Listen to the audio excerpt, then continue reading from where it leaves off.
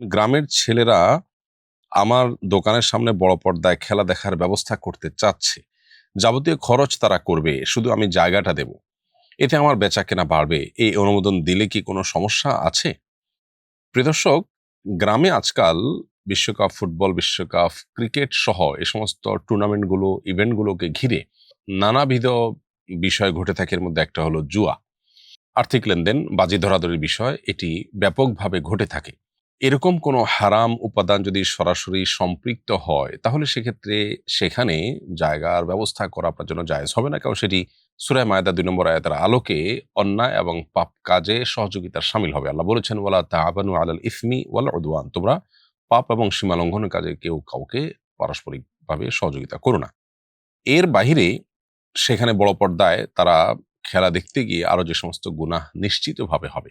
যেমন আপনার সেখানে খেলার ফাঁকে, ফাঁকে অ্যাডভার্টাইজ আসবে। সেই অ্যাডভার্টাইজ গুলো তারা দেখবে, ইচ্ছায় অনিচ্ছায় হোক। সেখানে মিউজিক বাজবে। হারাম বহু উপাদান সেখানে যুক্ত হবে। তো সে বিষয়গুলোর কারণে অবশ্য আপনার এই জায়গা দেওয়াটা হারাম হবে কিনা সেটা বলা কঠিন। একেবারে সরাসরি হারাম বলে দেওয়া এক্ষেত্রে কঠিন। কারণ সেগুলো আসলে তাদের মূল উদ্দেশ্য না, এবং সেগুলো এভয়েড করার উপায় থাকতে পারে। হতে পারে কেউ মিউট করে রাখলো ওই টাইমটাতে। হতে পারে কেউ চোখের হেফাজত করলো, শুধু খেলার অংশটা দেখলো। খেলার অংশ দেখলে আবার উন্মুক্ত সতর দেখার একটা বিষয় আছে। সেটারও কেউ না দেখে শুনতে পারলো। অর্থাৎ এখানে অনেক সম্ভাবনা থাকার ফলে এটাকে সরাসরি হারাম এক কথায় বলে দেওয়াটা কঠিন। তবে জুয়ার আয়োজন যদি সেখানে থাকে এবং এটাকে ঘিরে যদি তরুণরা, কিশোররা জুয়ায় জড়িয়ে পড়ে, এটুকু যদি নিশ্চিত হন আপনি, তাহলে সেক্ষেত্রে এটা দেওয়া আপনার জন্য হারাম হবে, সেটা বলার অপেক্ষা রাখে না।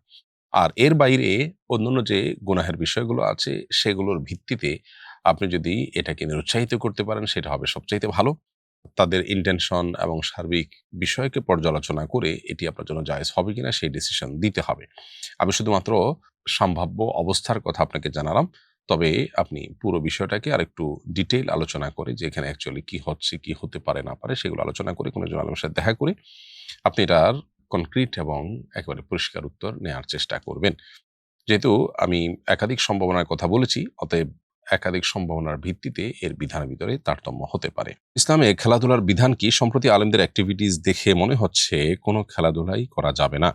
কিন্তু একজন মানুষের শারীরিক ও মানসিক সুস্থতার জন্য তো বিনোদনের প্রয়োজন হয়। এক্ষেত্রে ইসলামের দৃষ্টিভঙ্গি কি?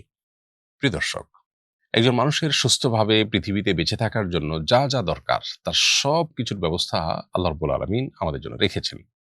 এজন্য আল্লাহর দেওয়া জীবন বিধানে এমন ন্যাচারাল সিস্টেম আছে যেখানে মানুষের বিনোদনের ব্যবস্থা আছে। যেমন ইসলাম আমাদেরকে পারিবারিক জীবন যাপন করতে নির্দেশনা দেয়, উৎসাহিত করে।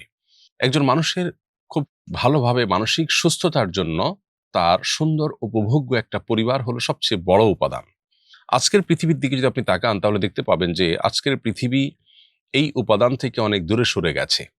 আমরা কৃত্রিম একটা জীবন, কৃত্রিম একটা পৃথিবী তৈরি করছি।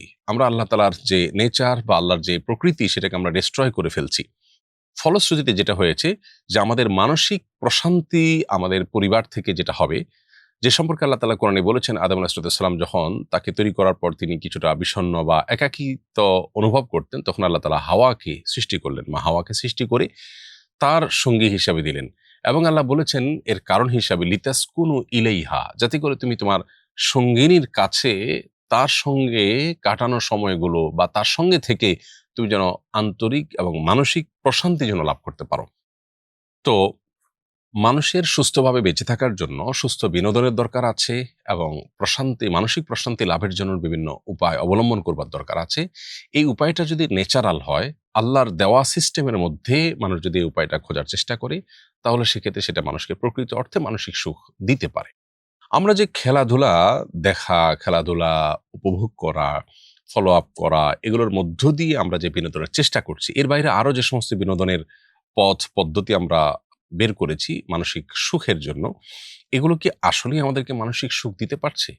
আমরা যদি পশ্চিমা পৃথিবীর দিকে তাকাই, পশ্চিম বা পূবে পৃথিবীর উন্নত অংশে যদি আমরা তাকাই, তাহলে দেখতে পাবো প্রত্যেকটা দেশেই মানুষ কিন্তু ডিপ্রেশনে ভুগছে। প্রতিটা মানুষ, প্রতিটা ঘরে, ঘরে কম বেশি ডিপ্রেশনে ভুগছে, এবং বিশ্ব স্বাস্থ্য সংস্থা বলছে ২০৩০ সালের মধ্যে বিশ্বের সবচেয়ে বড় রোগে পরিণত হবে মানসিক রোগ। মানুষ সবচেয়ে বেশি ডিপ্রেশনে ভুগবে। এই রোগের রোগী হবে সবচেয়ে বেশি। তো এত খেলাধুলার ইভেন্ট, এত আয়োজন, এত কিছুর পরও এত মানসিক রোগ কেন বৃদ্ধি পাচ্ছে? কারণ হলো আল্লাহ রাব্বুল আলামিন আমাদেরকে মানসিক প্রশান্তির যে পথগুলো বাতলে দিয়েছেন সেগুলো থেকে আমরা সরে আসছি এবং নিজেরা কৃত্রিম মানসিক সুখের বিভিন্ন পথ আমরা খোঁজার চেষ্টা করছি। এগুলো আমাদেরকে আরো বেশি অস্থির করে দিচ্ছে, এগুলো আমাদেরকে আরো বেশি ডিপ্রেসড করে দিচ্ছে। এটা হলো বাস্তবতা। এবার আসুন, ইসলামে কি আসলে খেলাধুলা নিষিদ্ধ? উত্তর হলো না। ইসলামে খেলাধুলা নিষিদ্ধ না। বিশেষ করে শারীরিক কসরত হয়, শারীরিক ব্যায়াম হয়, সেরকম খেলাধুলাকে ইসলাম উৎসাহিত করে। নবী করিম সাল্লাল্লাহু আলাইহি ওয়াসাল্লাম নিজে দৌড়াদৌড়ির প্রতিযোগিতায় তিনি অবতীর্ণ হয়েছেন তার স্ত্রী আয়েশা রাদিয়াল্লাহু তাআলা আনহার সাথে, এবং অন্যদের যে প্রতিযোগিতা যেগুলোতে শারীরিক কসরতের ব্যাপার ছিল, বা আপনার যে প্রতিযোগিতা বা যে খেলাধুলা মানুষের কাজে লাগবে এরকম বিষয় ছিল, যেমন ধরুন ঘোড়া দৌড়ানো, তারপরে আপনার তীর মারা, তারপরে আপনার দৌড়াদৌড়ি, শারীরিক কুস্তি যেটাকে বলে, তার ফিজিক্যাল ফিটনেসের ব্যাপার, এই জাতীয় যে খেলাধুলা আছে এগুলোতে নবী সাল্লাল্লাহু আলাইহি সাল্লাম উৎসাহিত করেছেন, বিধায় ইসলাম সেগুলোকে নিষেধ করে না। কিন্তু যেই খেলাধুলাতে এরকম কোনো বিষয় নেই অথবা শারীরিক কসরত থাকলেও সেখানে অন্য হারাম উপাদান আছে, যেমন সতর খোলা হয়, খোলা ছাড়া খেলা যায় না, যেমন ফুটবলে যদি আপনি সতর উন্মুক্ত না করে খেলেন তাহলে শরীয়ত সেটাকে নিষেধ করে না। এবং সেখানে যদি জুয়া না থাকে শরীয়ত সেটাকে নিষেধ করে না। সেখানে যদি হারাম কোনো উপাদান না থাকে শরীয়ত সেটাকে নিষিদ্ধ ঘোষণা করে না। আপনি সেরকম করে ক্রিকেট, ফুটবল এগুলো সবগুলোই খেলতে পারেন। কিন্তু যখনই এটা বিভিন্ন হারাম উপাদানে ভরে যাবে, অথবা যখনই এটা খেলার চাইতে বড় কিছু হয়ে যাবে, আপনার সিরিয়াসনেস যখন এদিকে চলে যাবে, আপনার ইবাদত বন্দেগীতে যখন মনোযোগ কমে যাবে, আপনার এদিকে যখন পূর্ণ মনোযোগ হবে, তখন শরিয়ার বিধিনিষেধ সেখানে চলে আসার পথ খুলে যায়। তো এইজন্য এই বিষয়গুলোকে মাথায় রেখে শরিয়া আসলে খেলাধুলার অনুমোদন দিয়েছে। এছাড়া যে সমস্ত খেলাধুলায় শারীরিক কসরত নেই, যেমন ধরুন আপনার পাশা খেলা, দাবা খেলা, লুডু খেলা, এগুলোকে শরিয়া নিরুৎসাহিত করেছে এবং এগুলা সমস্ত ফুকাহা একরামের ঐক্যমতে ইসলামী শরিয়ার দৃষ্টিকোণ থেকে নিষিদ্ধ।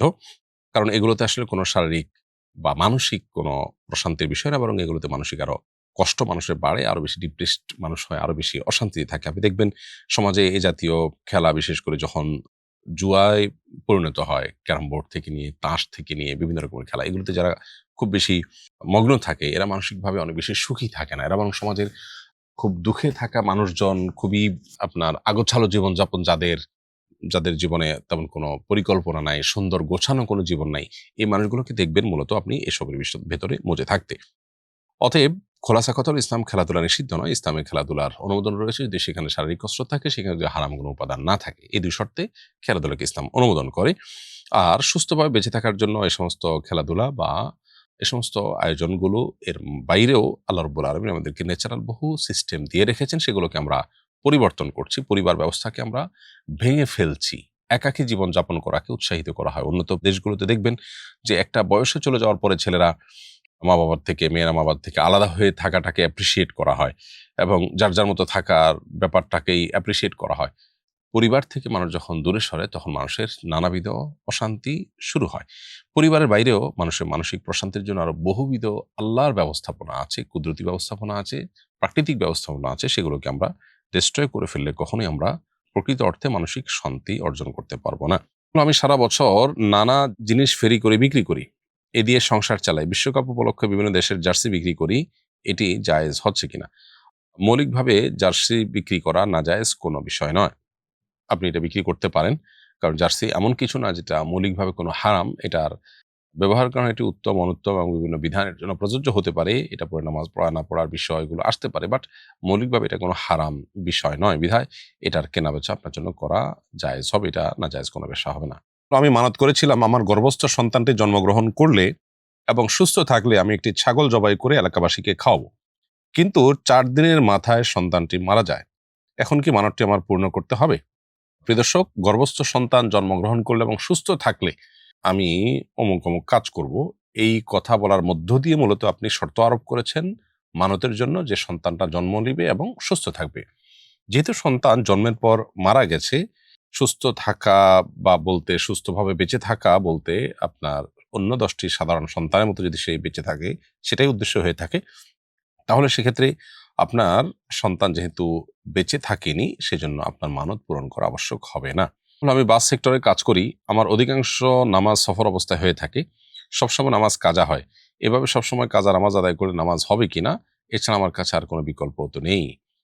উত্তর হলো যে আপনি যদি বাসে কাজ করেন তাহলে সেক্ষেত্রে সফর অবস্থায় থাকলে আপনি সফরের নামাজ পড়বেন এবং সফর অবস্থায় নামাজ পড়ার যে বিধিবিধান সেগুলো প্রযোজ্য হবে, সেগুলোকে আমল রেখে আপনাকে ওয়াক্ত মতো নামাজ পড়ার জন্য সচেষ্ট থাকতে হবে।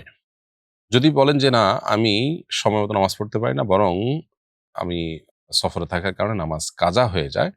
তাহলে সেক্ষেত্রে নিয়মিত যদি এরকম হয়, তাহলে সেক্ষেত্রে এই জব সুইচ করে আপনাকে অন্য কোনো জবের প্রয়োজনে যেতে হবে। কিন্তু আপনি নামাজ আপনাকে ওয়াক্ত মতো পড়তেই হবে। আল্লাহ বলেছেন, "ইন্নাস সালাতা কানাত আলাল মুমিনিনা কিতাবাম মাওকুতা।" নিশ্চয়ই ঈমানদারদের জন্য নামাজ নির্দিষ্ট সময়ে পড়াটাকে আল্লাহ তাআলা ফরজ করেছেন। এজন্য সফরের সময় যথাযথভাবে আপনাকে নামাজ পড়ার চেষ্টা করতে হবে। আপনি প্রয়োজনে জামাতের সাথে নামাজ পড়া সম্ভব না, একাকী পড়ে ফেলবেন। ঠিক নামাজের সময়টাতে আপনি দাঁড়িয়ে ওয়াশরুমের যে বিরতি আছে, সেই বিরতি দিয়ে সে ফাঁকে আপনি নামাজ পড়ে ফেলতে পারেন। যেকোনোভাবে আপনাকে নামাজ পড়ার চেষ্টা করতে হবে।